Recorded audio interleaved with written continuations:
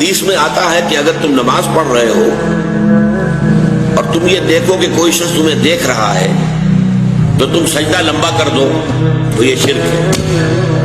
پہلے تمہارا سجدہ فرض کیجئے 10 سیکنڈ کا تھا، جب تم نے دیکھا کہ کوئی تمہیں دیکھ رہا ہے اب آپ نے 5 سیکنڈ کا اضافہ کر دیا، 15 سیکنڈ کا سجدہ کیا۔ یہ 5 سیکنڈ کس کو سجدہ کیا آپ نے؟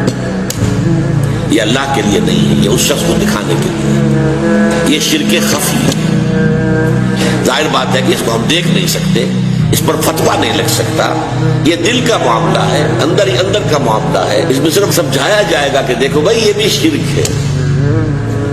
حضور نے فرمایا کہ شرک خفی کو پہچاننا اتنا مشکل ہے جتنا کہ کسی گم اندھیری رات کے اندر کسی سیاہ پتھر پر چلنے والی سیاہ چیونٹی کو دیکھنا مشکل ہے۔